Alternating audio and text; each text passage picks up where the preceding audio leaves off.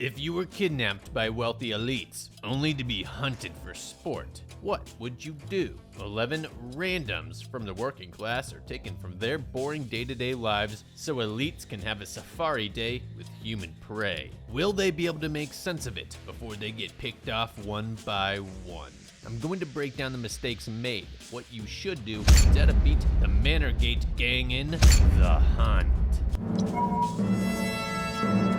We start out following a group of elites smack-talking on a group chat and airing their need to unwind before the conversation instantly shifts to slaughtering those that they deem less valuable in society for sport.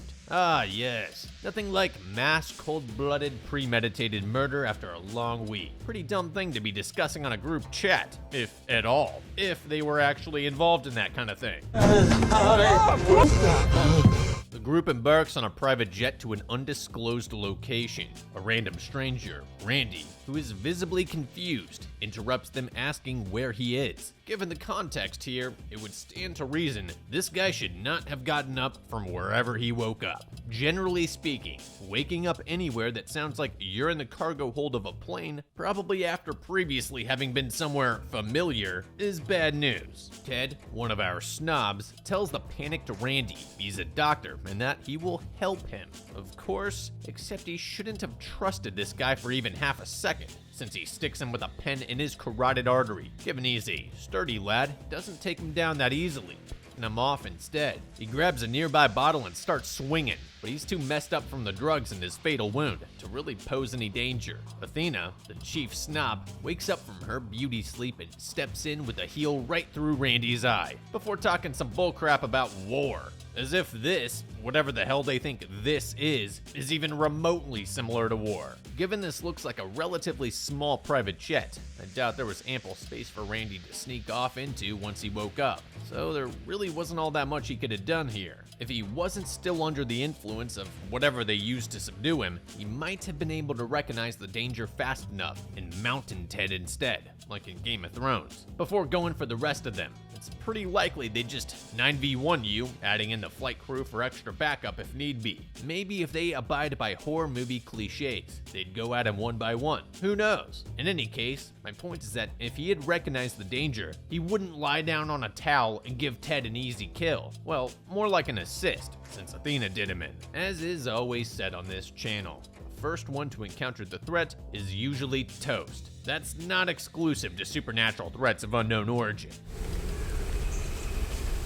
Cut to another passenger aboard the same jet waking up in a field in the middle of nowhere with a mouth gag on. She feels for what's keeping this thing secured to her head and finds it to be padlocked. She also sees others around her with the same gags on their heads, including one woman who uses a needle from a name tag as a makeshift compass to get her bearings. Alright, real quick, it's time to pay the bills. Lucky for me, today's video sponsor makes that especially easy, because I use their products almost every single day, and I absolutely love them. Of course, I'm talking about FlexiSpot. Fans of the channel might have already heard me going on and on about their amazing line of automatic conversion desks, but FlexiSpot also makes chairs too. Great ones. This time around, we're taking a look at their OC6 ergonomic office chair, but don't let that formal title fool you. This bad boy makes for an excellent gaming chair as well. With its breathable high tensile seat cushion and 4D adjustable armrests, the OC6 will keep you cool and comfortable through even the longest of sessions. And that means you and your fellow Helldivers can spend all night liberating planets from the clutches of godless insectoid monsters and soulless freedom-hating automatons. And if your eyes begin to tire from prolonged exposure to all the bright and flashing lights, just lean on back and take advantage of the OC6's 130-degree recline and adjustable headrest to conk out for a tactical siesta. After all, you're no good to me if you're too tired to hit what you're aiming at. Well, maybe as a meat shield.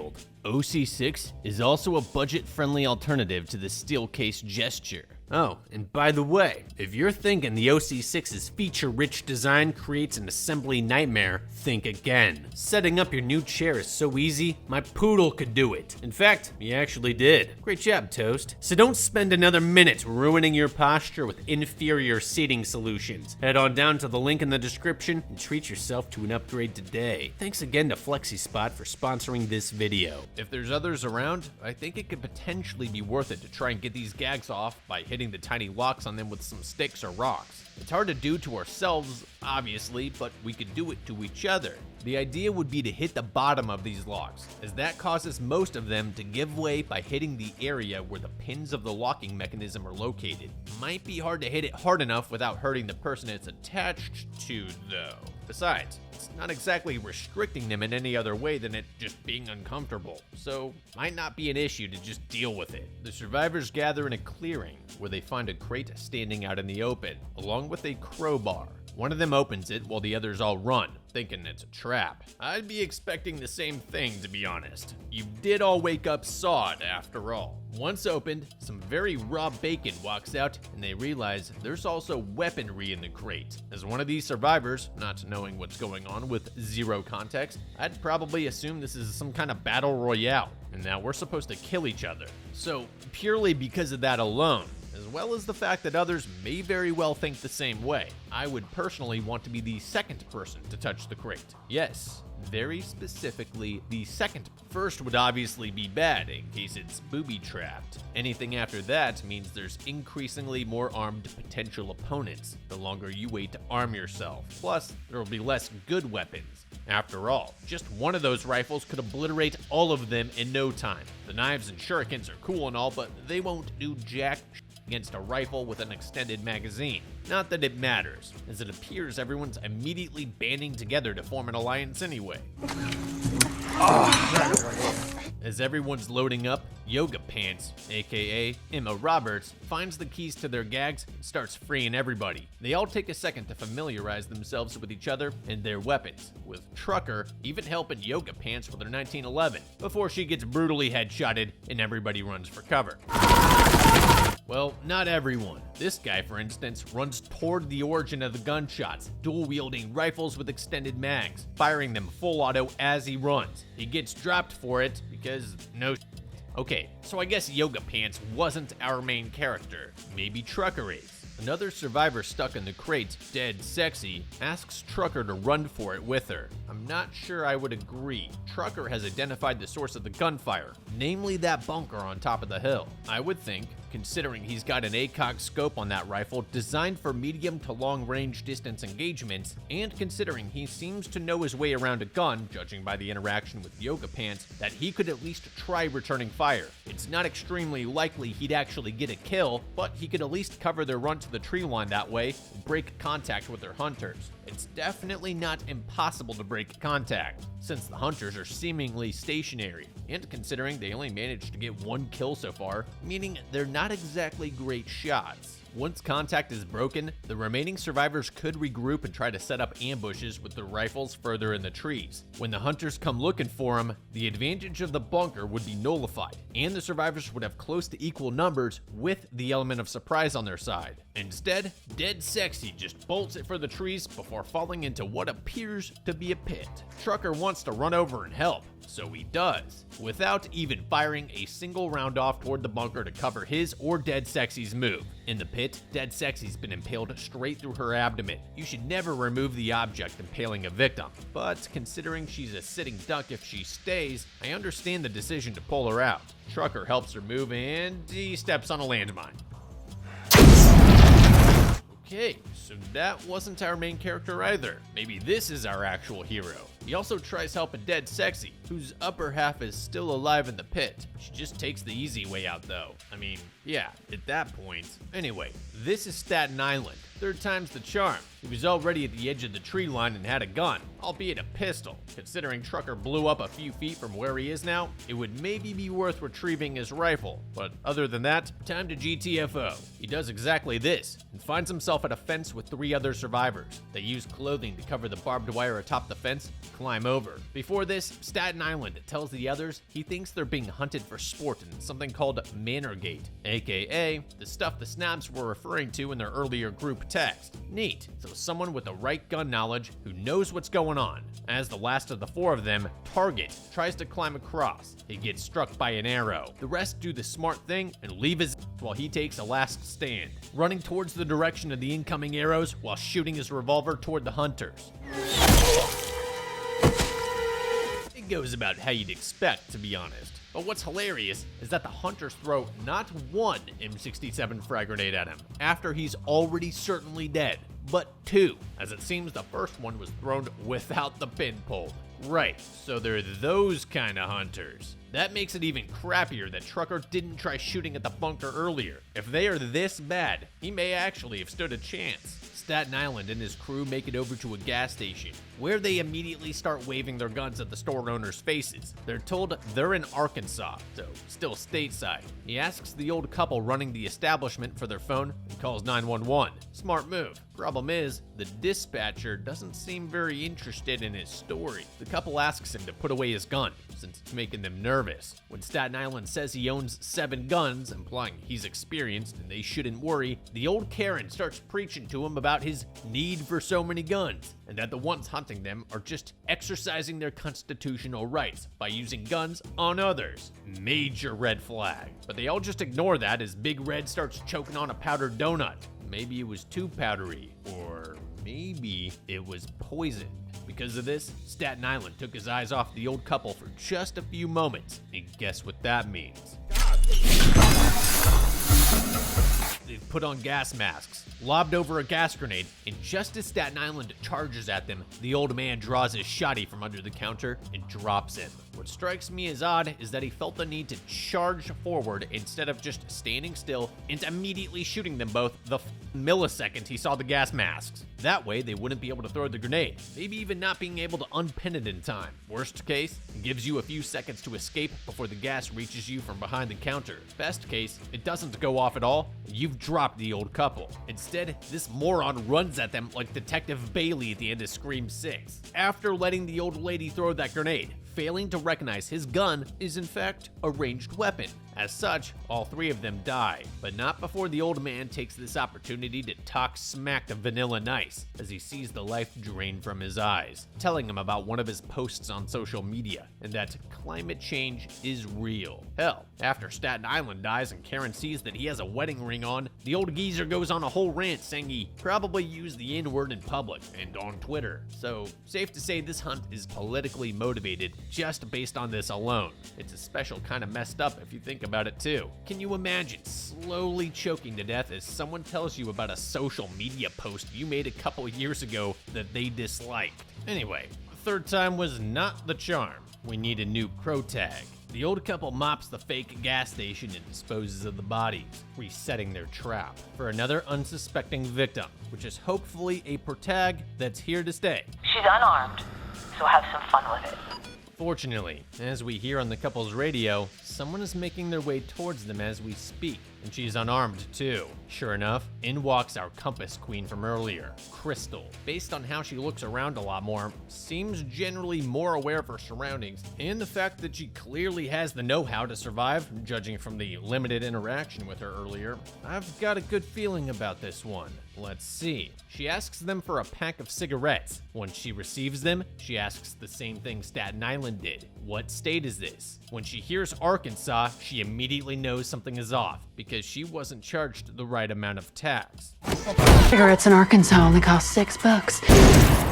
I know this is supposed to be impressive and be a valid reason for dropping the couple and all, but what if you've been out long enough that the tax on tobacco products changed in the state of Arkansas? You have no idea how you got here, or even what day it is. Remember? The funniest plot twist here would have been if this couple was actually legit, and she'd have dropped them over a tobacco tax. I'll admit, it was wholeheartedly what I wanted to happen too. An alternative way that she could identify if what the couple said is true is to simply check the packaging of the actual cigarettes. By law, they have to be marked per state, so they can't be resold across state borders. It could come in the form of a little sticker, but just saying, a bit more solid than being charged the wrong price. You know, if we're debating double homicide for it. After dropping the oldies, she She finds the bodies of her peers before she decides to GTFO. She goes to check the truck, but rightfully expects it to be booby-trapped, which it is. She also notices an EU license plate underneath that fake Arkansas plate. Specifically, that HR is the license plate of Croatia. A lot of people would know that, such as Europeans, or those who frequently travel Europe. Likewise, a lot of people would not. Crystal is an American, for instance. If she'd never been abroad, at least within Europe, chances are she wouldn't know this. Likewise, if someone just doesn't give a crap about license plates or cars, even a well-traveled survivor wouldn't know this. Croatia being an EU member state has some benefits for us though. It means the police may be relatively trustworthy and professional. Not to mention, since weeding out corruption is a highly relevant part of the process to join the EU, you can count on the police having a standard of integrity, meaning that they'd be less likely to be working with the hunters. Croatia is also generally speaking an allied nation to the US and a NATO member as well, meaning genuinely all we have to do is get out of reach from the hunters and make contact with the authorities, if you ask me. Earlier, Crystal identified which way is north as well. There are some decisions we could take with regards to orientation. We would want to avoid going south or east, specifically as this would lead us towards Montenegro in the south and Serbia plus Bosnia in the east, if we're currently in the southern parts of Croatia. All of these are non-EU, non-NATO nations. They're not enemies, but I suspect getting help in an EU-NATO nation will be a lot easier for an American citizen. Going northwest would therefore be my answer here. That way you're heading towards the coast, while also making your way towards several larger cities along Croatia's shoreline. Regardless of where you are and how far away the nearest one may be, that is the direction with highest odds of getting you to safety, or to trustworthy police officers that can help protect you. Even if you turn out to be at the edge of Croatia in the north and accidentally cross the border, you would just cross over into Italian, Slovenian, or Hungarian territory, which are also EU and NATO members, so the same conditions would still apply. No, we lost visual of the road. Why don't you go take a look? Not knowing the full extent of the capabilities of her captors, Crystal for now observes and listens to the radio she got off the old couple. A drone starts flying overhead, which another survivor, Gary, shoots out of the air. Great, now they know exactly where to find you guys. The drone situation complicates anything they may do on foot, but now that one of them's been shot out of the air, I'd again say haul northwest, particularly after Crystal hears turn off the radio from the hunters over comms, meaning they're probably onto her. Crystal decides to instead follow some train tracks, which lead God knows where. The problem with this is that it quite literally follows a set route, which is incredibly easy to follow, especially with vehicles rather than on foot.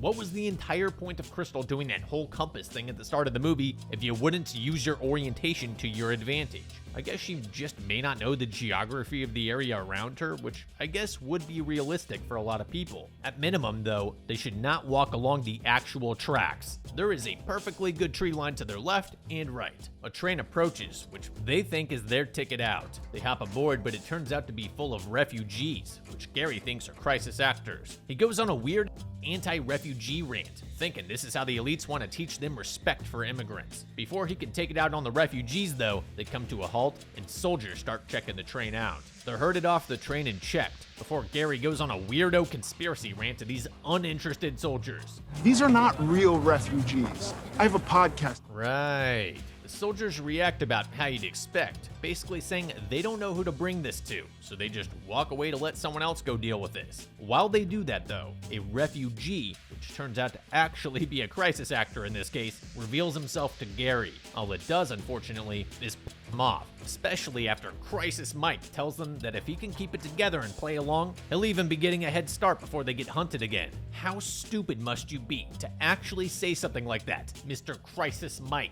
The only crisis I see here is the blatant lack of common sense to think Gary would not mess your day up. From Mike's perspective, how about just playing along all the same? Gary's obviously not the most stable person, and likely won't do himself any good in helping authorities believe Manorgate is actually real. Not to mention, you totally had them fooled that you're an innocent refugee. Instead, since you couldn't help yourself from escalating an already tense situation, this happens. Sayonara, sugar tits. Can't say it's not deserved though, but an M67 frag in your pants is a pretty gnarly way to go. After the ordeal, Crystal's taken to a military encampment where she tries figuring out where she is again. The military officers let her take a guess. We do see some pretty awesome deduction skills about the length of the flight, the accents and the languages she's hearing around her, plus the license plate she saw in the decoy truck earlier. However, she also disses them unknowingly. Bosnia. Serbia? Croatia? At least, I think it wasn't on purpose. Don't worry, Crystal. They all consider themselves one big happy family down there. Didn't you know? She pushes them to call the embassy, which is a legitimate option, before she's reunited with Don. He's another survivor who got cut off from the group earlier on when the bullets started flying. A US embassy vehicle rolls into the camp. The driver says like 3 words to the guards and gets to take the 2 survivors off into the sunset. I'm surprised no credentials were checked whatsoever, considering they were telling the soldiers that they were being hunted for sport. There's also just about 0 involvement from the police. Like I said before, Croatia is an EU and a NATO member state. I know the movie wanted to go full stereotype here, but realistically, there'd be pretty capable police units getting involved to investigate the claims, or at least to ensure the safety of these 2 during the transfer to an embassy. News about people being hunted for sport on their soil would only intensify their effort to save face, which would therefore include safeguarding living survivors and raiding the hunter's hideout to retrieve the bodies of the others. I'd imagine guys like the Luko anti-terrorist unit from the Croatian capital Zagreb would be the ones running the op. This is an elite police unit focused on counterterrorism, organized crime, high-risk operations, etc. Perfect, considering what the hunters have at their disposal here. Telling me that they built an entire gas station? Instead, it's just one guy with a 20-year-old Mercedes talking smack about how he's gonna get the military out here. Cause yeah, not like you just picked them up from a NATO allied encampment. What's immediately noticeable is that the diplomat starts telling Crystal and Don they must have done something to end up on the elite's radar to begin with, and that they wouldn't have just been specifically selected for no reason, since it appears to be so personal. You can pretty much see Crystal go from right to no way this is real in like 4 seconds of this guy talking, before she kicks him out of his own car and double taps his cranial with said car. Same issue as with the old couple in the gas station. If you're gonna be so openly talking about specific, relatively political, motivational factors as to why they're being targeted, or why it's justified that they are, don't be surprised when they pick up on it. Not everyone's as blind towards red flags as Staten Island was earlier. Certainly not Crystal. Jesus. Well, maybe. Turns out she was right too, as they find Gary's body in the trunk, along with a box of Euro bills labeled bribe money. Nice. I kind of agree with Don. You were right, but it feels like you should have sought a bit more confirmation. In an alternate universe, you could very well be facing several murder charges for shooting before asking questions, as they say. Crystal takes the cash, the diplomat's 1911, along with a map which shows where the hunters are set up. Don suggests they GTFO, and honestly, I can't say I disagree. This is pretty much as good of a ticket out as you can get, since the hunters likely have no idea that their guy got killed. They could drive until they hit any main road, make their way to a nearby gas station that is actually real, and to get directions to a real US embassy. Instead, she tells Don a messed up story about a jackrabbit and a box turtle, which basically just comes down to the fool always wins, meaning she doesn't want to let this slide. Oh wow, Ava DuVernay just liked one of my posts. We cut over to our elites in the bunker, pondering important life questions like social media posts and obvious political stereotypes and issues. They've got some awesome weaponry, plus a consultant in the form of Sergeant Dale, who clearly hates his job dealing with these insufferable a-holes. Richard, the guy who was being weird to the flight attendant on the jet earlier in the movie, goes to take a leak with a headlight on. Because he is a complete and total moron, he goes to do so alone. Sergeant Dale just advised you guys against raising your voices a second ago. Why do you think that is? If I were the hunters here, I'd be going in pairs or even in groups of 3 when someone needed to take a leak, just in case one of the prey got wise, which is exactly what happened. Crystal slits his throat while he's relieving himself, which makes for 5 hunters down. Now comes the important play, the other hunters in the bunker. In my humble, nerdly opinion, the simplest way to approach this is to have Don throw rocks at the back door of the bunker, which Richard used to leave. If they don't shift their attention that direction right away, or come to check it out like the good little NPCs that they are, he could even try straight up taunting them verbally by talking smack out loud. Crystal could then go around the front of the bunker, where the opening they were shooting through is, and catch them off guard. It'd be hard to hit them all, but she'd at least get a few of them. Plus, she'd have cover. In a perfect world, she'd have one of those frag grenades from Crisis Mike still on her from earlier, which she could just toss in the opening and go D-Day on these mofos with instead. This way, though, she can at least reduce the amount of hunters that she has to deal with, while she works on other additional distractions for the rest of them, such as the raw bacon she came across earlier, from different directions to keep them guessing. When she throws the pig into the bunker as a primary distraction, we see that everyone is now turned in that direction. Piggy Smalls, aka Orwell, pays for it with his life though, R.I.P. Crystal uses this to her advantage and starts popping off hunters. It's similar, but I think approaching from the outside of the bunker with this distraction would have been better, since she could have been popping them from behind cover and not one of the entrances she would already be expected to come in through. Crystal cuts through the hunters like a hot knife through butter, in spite of her lack of cover. She even manages to snipe the one hunter that was smart enough to recognize that they were outmatched and ran. The only one to put up a semblance of a fight is Sergeant Dale, the consultant. He's supposed to be a veteran with tons of combat experience, yet Crystal pretty much knocks him out with a baseball bat like it's nothing. Do you think you should be afforded mercy just because you're a girl? No. She brings some good old equality to Liberty, who, to be fair, did die holding on to her values. Athena, the chief snob from the plane, who is the only one not there with the others, radios in asking Dawn if he got her yet. Ooh, so he might be on their side.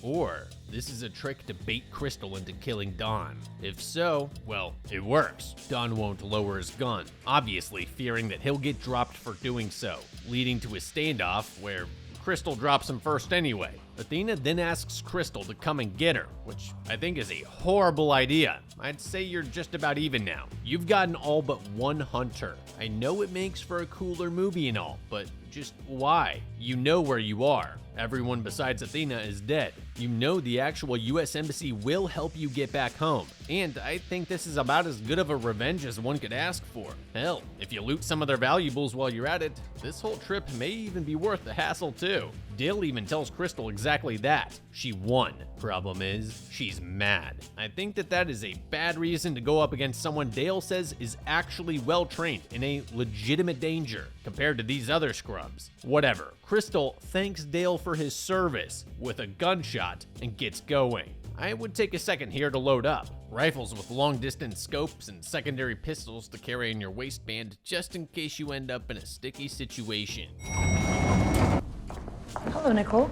We get some important backstory in a flashback as to what exactly led to Manorgate, in the form of Athena being relieved of her position as a chief executive over the text messages about hunting humans for sport having gone viral. She holds on to this being a joke, but like I said, real or not, if you're in some kind of high-profile position and you share this over any kind of recorded form of communication, you are a complete and utter moron. It's more than normal today that executives within high-profile organizations are targeted as VIPs by e-crime organizations, and in some cases, even government-sponsored or military-affiliated hackers, like what's been happening with Microsoft over the last few months, with Russian nation-state hackers attempting to steal their credentials for key assets. So, yeah, just terrible security from the elites, is my point. They were then so mad that they all got let go from their jobs, they made Manorgate reality by picking out folks for their hunt based on social media posts. Again, can you imagine someone going through your profile and deciding whether your opinions are worth killing you over? The thought alone makes me want to double check my old MySpace account, in case people get mad at Linkin Park lyrics or something. Crystal gets on site and is told to get rid of her gun, threatened with being blown up by a C4 charge right underneath the ground that she's standing on. She obliges. In general, enormous wasted opportunity to not have loaded up at the bunker earlier. She's a veteran, as we've learned from her conversation with Dale, having served in Afghanistan, by which I want to say she could put all that gear to use exceptionally well. For starters, she could use the rifle with a bipod and long-range scope to simply set up a position outside the mansion and snipe Athena out of existence. Sure, she's got the walls and all to deal with, but Croatia is relatively mountainous. Judging by her surroundings as she approaches the mansion, I think she could simply find a hilly area to set up that would allow her to see beyond the edge of the walls and into the actual mansion. Secondly, she could have snagged another pistol off the guy she killed, or taken the one she was holding onto and tucked it into her waistband. She could have used some clothing from one of her victims to help conceal it if need be. Kinda seems obvious that Athena would ask you to disarm yourself before facing her, or that she'd have guns while she asks you to dispose of yours. Let's face it, those other hunters didn't exactly have any skill, so why would Athena? The few clips we get of her are always of her trying to be badass and working out constantly and all that. But that doesn't mean she won't just get capped in under a few seconds like her friends. Hell, there was an actual trained soldier in that group who still got overpowered by Crystal. If Crystal had kept a concealed gun for this occasion, especially planning to walk through the front door, she would then still be armed when she crossed the fence and created distance between herself and the supposed charge of C4 under her feet.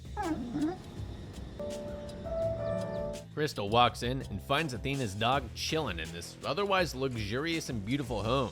She also sees the weirdo wall of victim pics the elites put up and finds Athena cooking up a fancy grilled cheese. They get into a weird conversation about class differences, left wing versus right wing. Athena thinks she knows Crystal and finally tells her what she did to deserve this. Basically, she allegedly jumped aboard the hype train on social media once Athena's text leaked. Instead, Athena is hunting humans for sport, along with a grammar mistake in her tweet and the fact that it was written in all caps. I can kinda see why that makes you want to kill someone, Athena, but come on, that's not how we do things in a civilized society. Everybody you kidnapped and killed, that's because they busted you and your friends and put it on the internet? That's what I'm saying. How nuts is this? If you'd have had that concealed gun in your waistband I mentioned, after hearing this, you'd have enough to go off of to dome Athena right here and now. I don't think you can make someone see reason if they think you should be hunted down for sport just because you were misinformed on something. Hell, if that's how it actually worked, half the world should be put to death for something.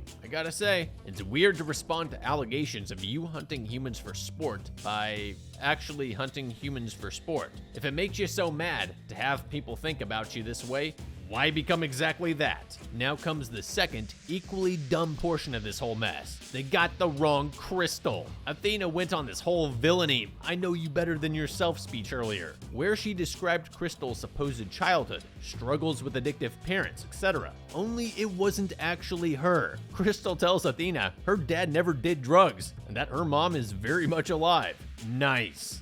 Billionaire or not, you clearly can't buy intelligence. Athena can't fathom the idea that she might be wrong for the first time in her life, so she insists on still trying to murder Crystal. Crystal, on the other hand, doesn't really give much of a crap anymore, just wants to finish what she started. Now, do I have to keep listening to Beethoven, or can we get on with it? And just like that, we get our final showdown between Crystal and Athena. Crystal starts out by immediately grabbing a nearby weapon and charging straight for Athena, who puts up a great defense. It basically turns into a less logical copy of the Uma Thurman versus Lucy Liu showdown in Kill Bill. Crazy how Athena puts up a significantly better fight than Sergeant Dale in the first place. Athena, realizing she's outmatched nonetheless, goes for a shotgun. This is why I said a concealed second pistol would come in handy, though in any case, even giving someone like this the courtesy of a hand-to-hand showdown was pointless, and she should have been domed mid-speech if I'm honest. Now she's coming for Crystal with a gun instead, while she has nothing but her fists. Fortunately for Crystal, Athena is a complete incompetent moron who's just playing army and has clearly never lived it,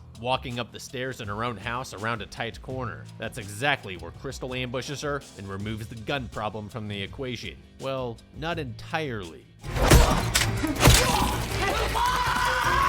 Ouch. This woman has lost it, and is even toting a smile as she's delivering this straight-up barbaric attack. Not that I'm not impressed. And that is on the wrong person, no less. Imagine what she'd do to the right person. Crystal breaks contact and uses a chandelier to swing herself to safety, but lands flat on her back on a piece of furniture when it snaps under her weight. Athena comes out swinging with a kitchen knife. Crystal manages to narrowly avoid getting fully gutted with the knife, before disarming Athena and smashing them both through the nearby window at full force to avoid getting choked out. They both lie there for a moment before getting back up to fight. I'm glad at least one movie acknowledges how physically exhausting altercations are. Like I said in my video, your heroes will die tired.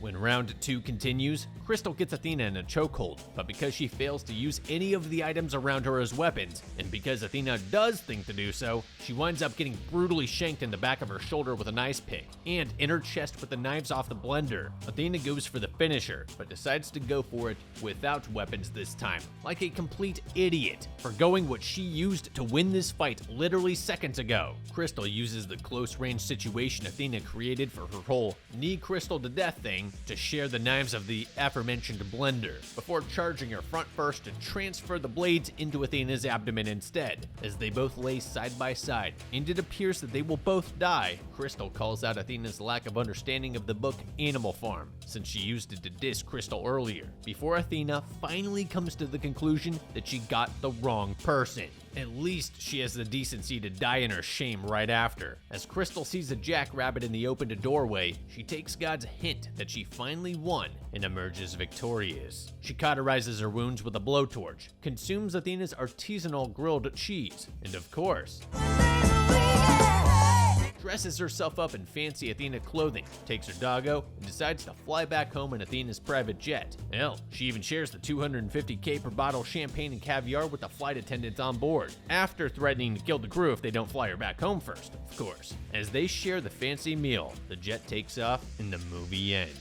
Of our original prey, only Crystal managed to survive. However, of the original hunters, nobody survived. Nearly all of the original survivors could have made it out alive though. Trucker and Dead Sexy were unlucky with the pit and the landmines. Yoga Pants and Target were unlucky enough to get hit by the few times the hunters could actually hit their marks. Not standing in the open initially by the weapons crate, not blindly turning your back toward and trusting the gas station couple or the guy from the embassy would have prevented at least 4 more deaths as well. Big Red, Florida Man, Staten Island, and Gary. Don died purely due to Athena's mind games, which was a tough situation for both him and Crystal to deal with. The hunters, on the other hand, could have easily survived had they just set up better security around the bunker and only left it in groups for increased protection if they needed to go number 2. This would have prevented Crystal from ambushing them for the most part, and would have made doing so incredibly difficult. For these reasons, I think the hunt was B. Remember, nerds, don't talk on Twitter.